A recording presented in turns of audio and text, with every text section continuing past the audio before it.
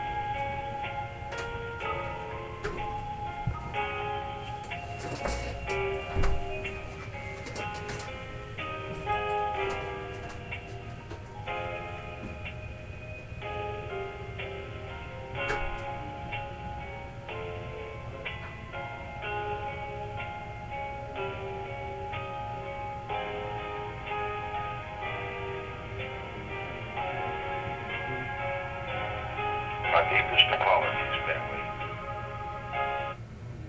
This conference is being recorded. Family for being late. And I was engrossed in another teaching and looked at my watch and just realized I had gone over time. And forgive me, but I feel so stirred. Millionaire roundtable. This is what I'm presently calling it. I'll have to see if that's okay for... I'll have to see if that's... Let me set my clock here. Hold on, let me get a little drink of water. My subject today is going to be on keeping order. I really believe, let me give you some basics first, and I'm going to tell you 2 or 3 bad experiences I had. I've had 3 embezzlements in my ministry. Warren Buffett, the billionaire, said, the first rule of money is not to lose any. The first rule of money is not to lose any. And in this session, I want to tell you some of the things that have been foolish in my life. And I've made some real big mistakes. I've made money mistakes. It's so pissy that I didn't keep order. And I've got some things going that keep order. You've got to have somebody who will keep order in your receipts. Keep order of everything that you know exactly. You should know your finances, what it is, everything is for your life. Please. Dr. Murdock, something's happening to the phone, sir. Can you hear me? Okay, I can hear you now. Okay, Try thanks. that. Thank you. Thanks, Miss Tina. I'm okay now. Does it Yes. sound okay? It sounds, Okay, yes, sir, thanks. sounds better now, thanks. All right, I appreciate that. Thank you. Disorder is deadly to your finances. I remember I asked a relative of Brother Oral Roberts one time, because Oral Roberts ministry had the Internal Revenue Service, IRS, had come into the ministry, and she said there was one little receipt. Now, I don't know this to be the actual truth. This is what one of his relatives told me. Said it was like a little hot dog receipt that somebody on the staff they couldn't find, and it triggered, and they just set up business to try to find something wrong in the ministry. I know that that's happened to me. I've had the Internal Revenue Service come and sit in their offices for days. And it cost me $7,800 a day to hire lawyers and CPAs to sit with them. I think the whole amount was $75,000 or $78,000. They just sit here with, I could say a lot of things, but I do know adversaries. I do know adversity, and I mean severe, where you can't hardly focus, you can't hardly concentrate. But today I want to talk to you about the fact that your money, you need to know your money. Know your money. Know where it is. Know how much money you have at all times. Be very meticulous when it comes to dollars and cents. It's one thing I found. I never found very many people at all that was meticulous in knowing how to keep up with their money. I could give somebody that traveled with me $200 and it was a mess. In a week it was a mess. They didn't keep receipts. They didn't write anything down. They didn't. Just a mess. They couldn't. And they get back home and be a month before I could count to get it from them. And what they didn't have for them. So the average person doesn't really pay attention to their financial life. They go to work, they get a check, they hope it comes together, but it's not. It's not. And they don't really keep up with it. It's not that important to them. And it's sad because money is the foundation of your life. Money decides how effective you can be with your assignment. Money is a tool, a weapon. It's a foundation in your life. But money is more important. I'm going to stress that to you. This is coming to you live every day. I'm here at my secret place, by the way, and I've got a dental appointment in a few minutes, but I wanted to grab this and before I got in the van and went on to the dentist. This is big. This time with you live every day at 12 o'clock, Millionaire Roundtable, because I believe if you will call in the middle of the day, your lunchtime, and some people, out in California, you're calling at 10 o'clock in the morning, and I realize that you're having to ask for permission, everything. And we're not re-airing this part right now. We may do it later, but right now we're not re-airing. We're re-airing church by phone. By the way, I've got a lot on my heart. You want to hear something powerful, the golden secret of my life. Listen tonight at 8 o'clock. I'm going to be sharing Wisdom Key 6, the secret of my whole life. The secret of my whole life. It's the motto of my life. It's what I live by, and you're going to love it. It's important. Back to my order. Let me show you. I'm going to give you several illustrations showing you get your finances in order. Get your money in order. Think ahead. Think ahead. Get your money in order. Know if insurances are paid. Know if you're Medicare. Twice I've had people that worked with me, took care of my finances, more than twice, but for Medicare itself, just for my medical insurance, let things sit there for weeks and weeks. I had to wait months. I have lived months without any kind of medical insurance because someone didn't pay a bill. So don't expect anybody else to care about your finances. Don't even expect anybody to look out for you.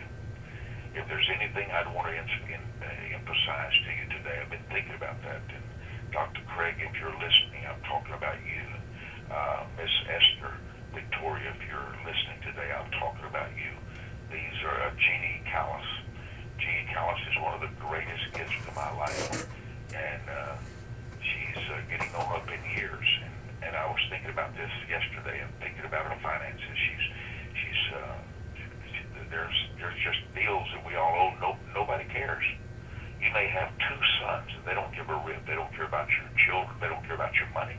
They don't care if your bills are paid. You may have 6 children. Not one of them is going to look out for your insurance, make sure it's paid up, etc. There's some things that I have become persuaded about. I call my highest persuasions. By the way, it's a new book. It's a new book. If you want it today, I'll give it to you as in honor of your support. But let me just continue with this. I want to tell you some illustrations. I'm going to tell you some financial mistakes I have really, really made. And first, I believe that tool on earth. I believe that money is more important than anybody's tool, but I believe you've got to make it a focus. You've got to study it. You've got to look for it.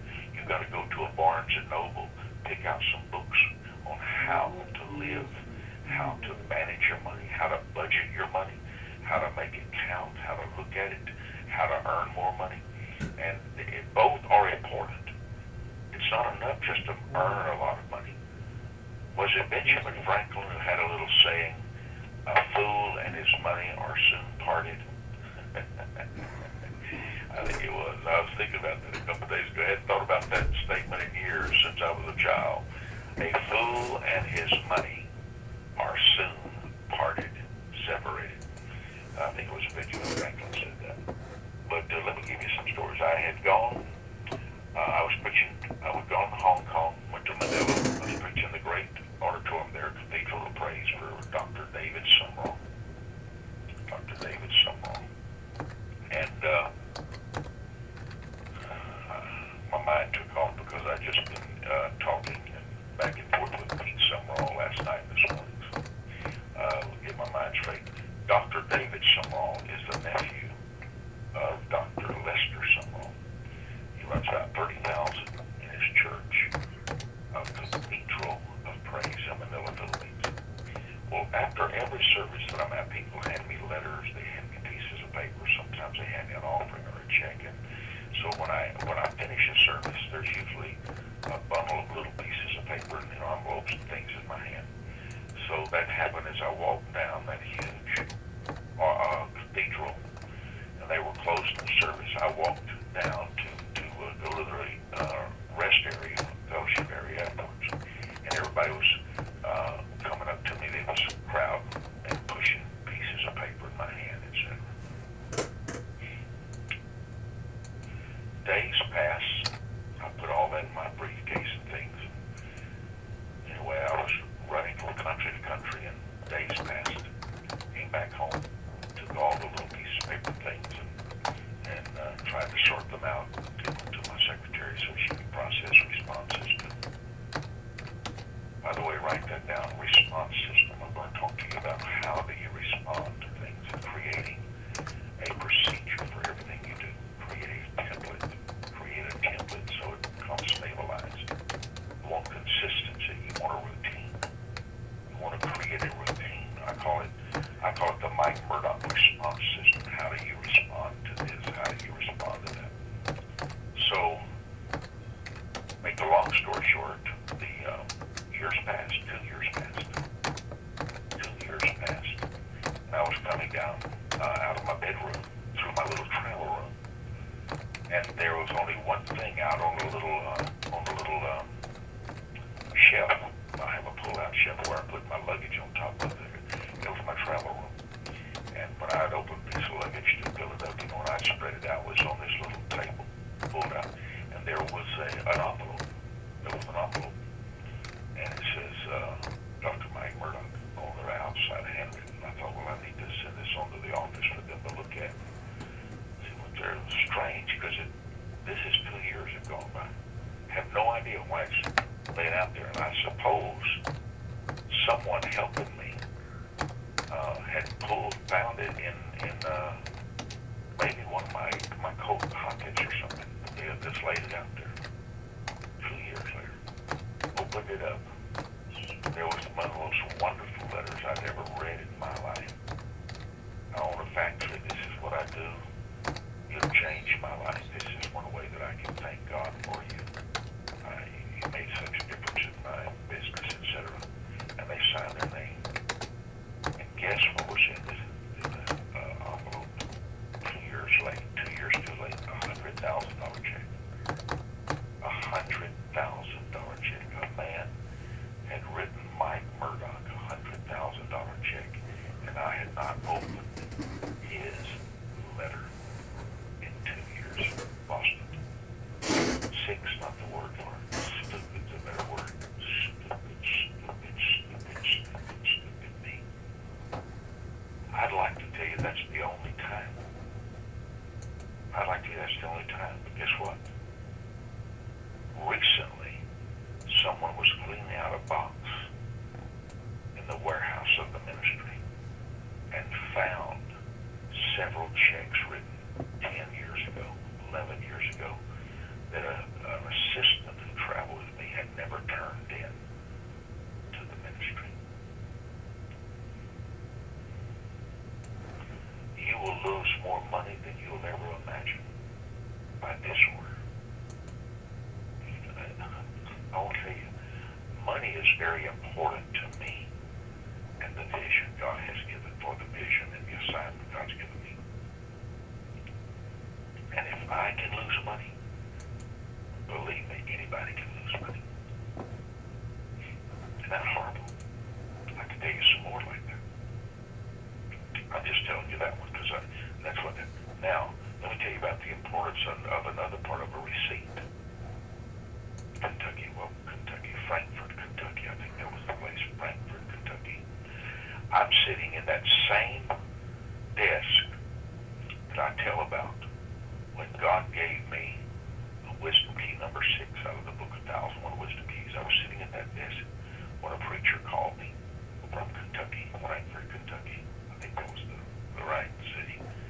He was angry and mad. And he said, you left a telephone bill. I don't remember what the telephone bill was. It seemed like it may be $26 or something like that. It wasn't much, but it was, and he was so angry. Never forgotten his name.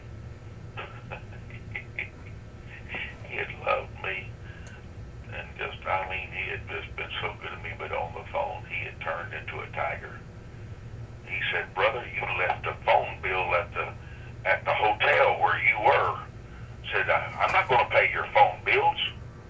And I said, oh, brother, I don't think so. I paid my bill. No, you didn't. It's still here. And he tore into me like you would not believe. Like you would not believe. I just sat there and horrified. The same chair, the same table, desk I bought from Mexico, and in Mexico, and I had written out the phrase, "What you make happen for others, God make happen for you." And brother, he tore me. I pulled open my desk drawer, and I found the very receipt I paid with my credit card. Now that's one of the wonderful things about using a credit card. Now, I don't let I pay a credit card off every month. I just use a credit card for documentation. Let me mention that too again. That's the good thing. It's easier to have a record. It's very much easier to have a record of all your expenses with a credit card than it is keeping cash receipts. Credit card, you can go back 6 months later at the end of the year, etc., and all your receipts are there. That's really the only reason I use a credit card. I don't use a credit card so I can spread out my payments. I try to never spend money I don't have. Never spend money you do not have yet. And that's an emotional thing. That's not a devil problem. That's an emotional problem. But I just say this. And I said, brother, I'm holding in my hand right now a receipt. And here's all the and I tell you, he was so humiliated and embarrassed, he never wanted to talk to me again. And he tried to apologize and back up. I had paid my phone bill from the hotel, but the hotel had not assigned it. They had not shown it. It was paid. Keep receipts. Keep receipts on everything. Keep receipts on everything. Keep receipts on everything. Keep receipts on everything. And write on the receipt. It's very important that you document what's on that receipt. If you paid for it by American Express, I put AMEX. Always, if it's a receipt that I initiated, I was there, I put DRMM on it. I put the date so my accountant can look at the date and see where it belongs. Every time I turn in a receipt, all the details are written in bold, Sharpie blue pen.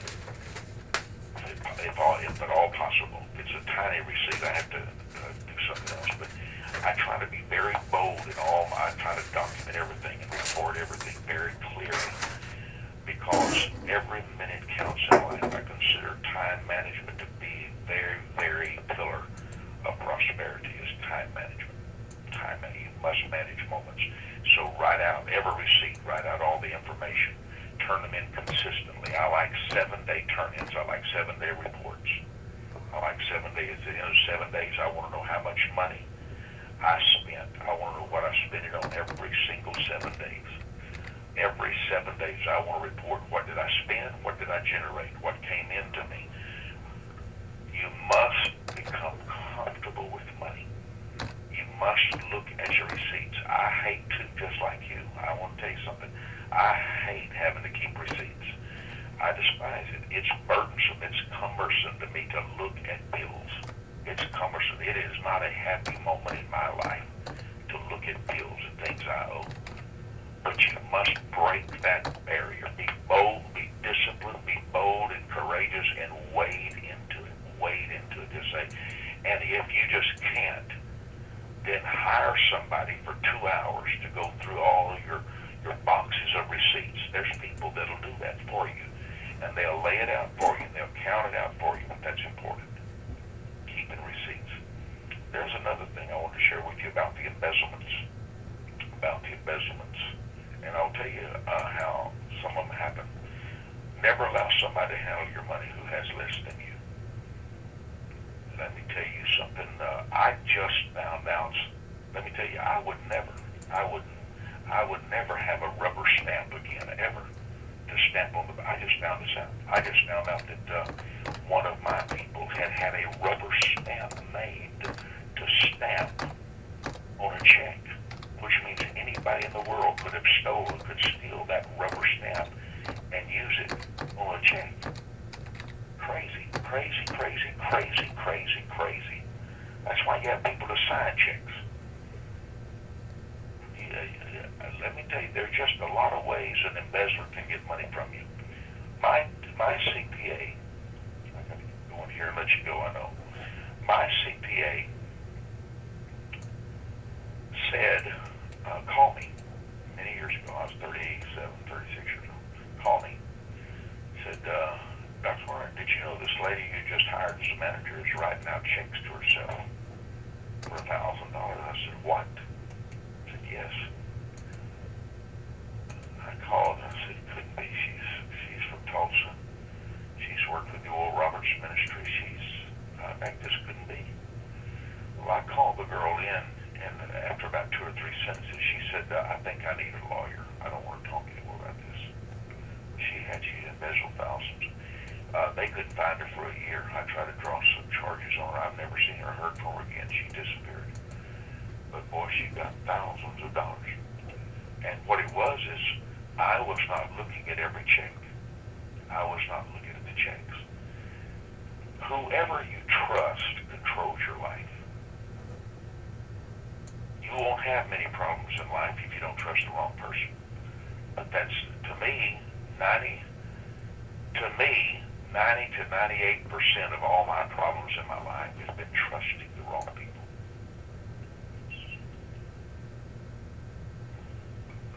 Life will not be that difficult if you only have trustworthy people in your world, but you don't. I'm going to send you out like sheep among wolves. So Jesus understood the environment we were operating in. He understood. This is why the Holy Spirit's so important. The Holy Spirit's really, really important. And I don't know about you, but I don't consult him about a lot of things. I just think, well, I know I'll think I've got a sixth sense. I've got a knowing. I'm discerning. I've developed my sensitivity, and I'll know. No, you won't. No, you won't. You won't pick up on every wrong person. So you really do need to pray in the Holy Ghost about somebody. I mean, you need to pray in the Holy Ghost about somebody. That you hire somebody that works for you, somebody, anyone that gets close to you. Well, I survived that. I survived that scenario.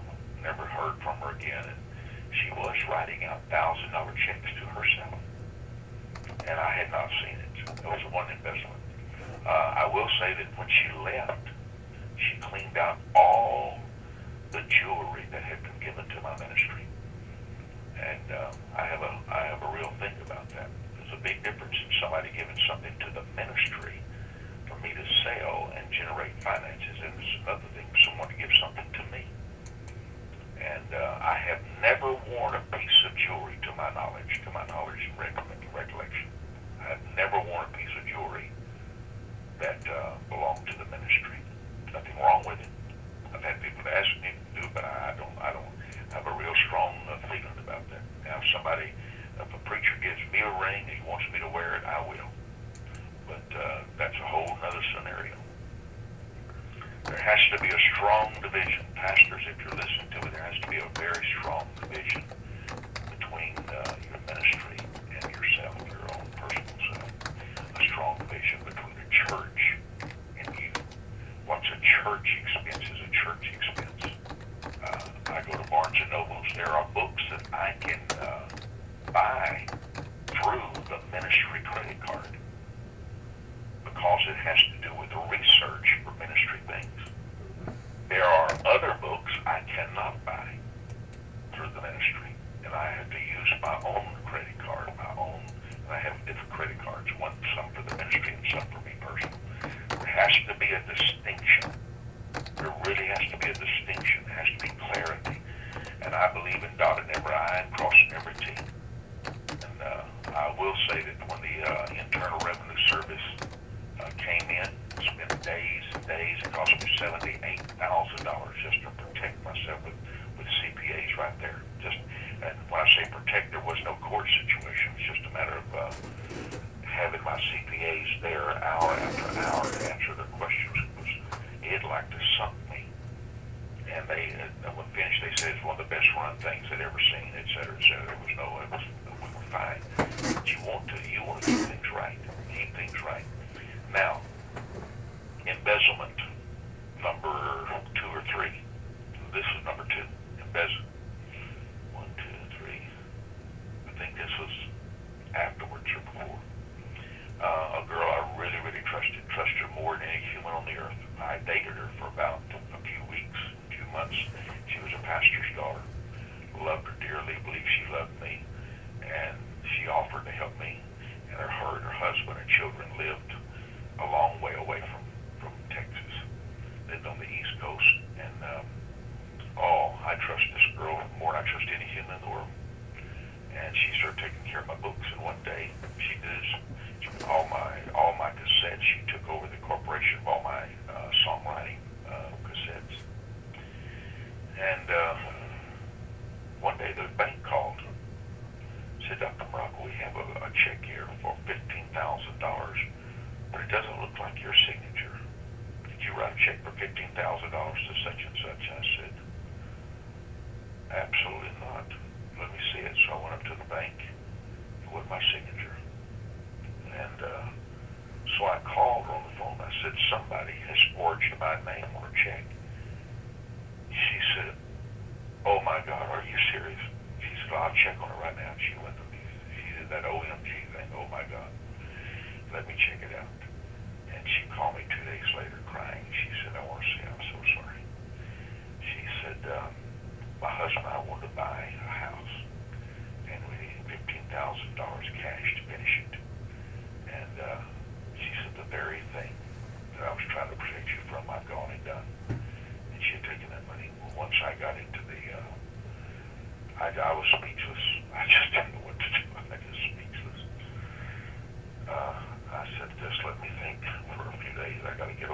got to get my head straight on this. And of course, I took everything back. When I took everything back, found out she'd written a lot of checks. She'd written checks to her father. She'd written checks that just, it's the height of trust. It's the height of trust if somebody hands you their checkbook. It's the height of trust if somebody hands you their checkbook. I just found out yesterday that somebody was using a rubber stamp on some ministry checks. I hadn't slept all night. In fact, I texted people that I was supposed to meet with this morning. Oh, I gotta go here. I couldn't sleep last night over it. To lose money is so devastating emotionally. And knowing that someone had authorized a rubber stamp check for a ministry checking account was mind-blowing to me. Absolutely mind-blowing to me. Money is too important to trivialize. Now I've got to go back in. I've got to look at every check. I've got to go back in and look at what, because it was just, it's horrible. I want to say this. This is to millionaire 300. Fight to stay credible. Fight for your credibility. Don't you do anything that would destroy your credibility. Nothing. Don't steal a dime. Don't take a pen home with you from the office. Don't steal an envelope. Don't steal a notepad. Now, as long as I can remember, I've had a thief on staff. I don't recall any time in my ministry we didn't have a thief somewhere on the staff. Now, I say this to leaders. That's going to shock you when you find out who your thief is. It's going to shock you. But as long as I can remember, there's always been somebody on staff that stole something. They may steal a camera. They may steal a computer.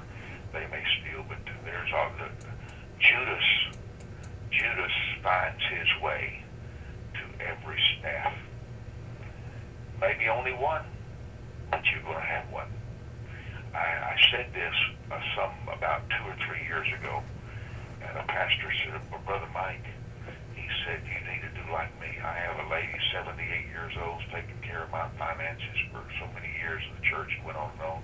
Said, she's an old grandmother. That's who you need. And he called me a few months later after he heard me teach this, and he said, Brother, I'm in a state of shock. She had taken over $200,000 from the church. They were trying to figure out a way, because she confessed to it, et cetera, et cetera. If you will approach everything around you as if you have a thief, you'll become more careful, more meticulous. I had one more that her and her husband worked with a great ministry over across town that you would know. It's a famous ministry. And I got to get to the dentist here. She went to my CPA accountant there in the office and became a close friend of hers. Here's how she did it. She said, Dr. Murdock told me he wanted to get $50,000,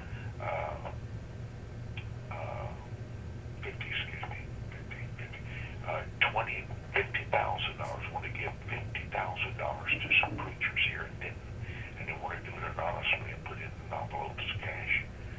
And he said he didn't want anybody to know what he was doing. He was like exploring, going to give an offering. And he said if you talk to him about it, he said he'll fire you.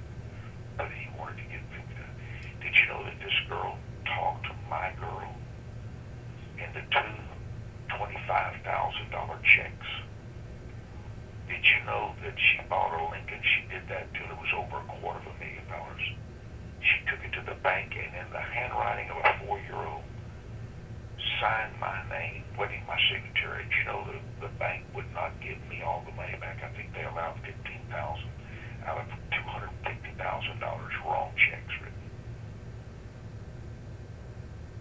We did not discover it till somebody that knew about her bank fraud, defrauding a hospital, what do they call it? There's a word for it anyway. Embezzling. She was already had been brought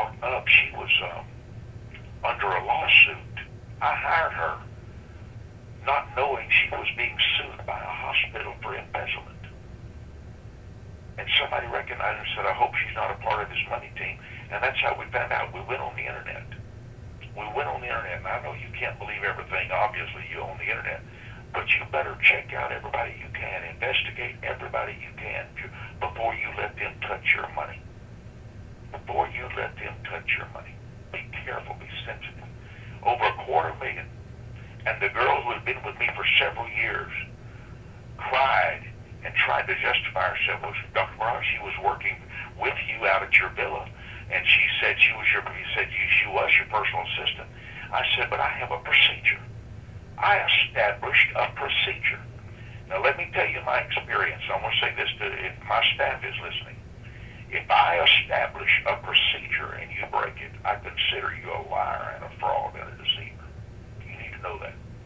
If I establish a procedure for you to do something a certain way, the other day I found out somebody had sent me a gift and it sat there on the desk of somebody I trusted. It sat there for 2 months. They never called me. They never sent the gift to me. That's a deceiver. If you do somebody wrong, if you do not follow a procedure that you were given, you're a deceiver. And God will judge you. I may not catch you, but God will. God will. So I just say that to your family. Watch over your money. I got to get going to the dentist. I got to go downstairs. I got to run fast now. But let me just wrap a little prayer around you, and I'll let Tina give you the information.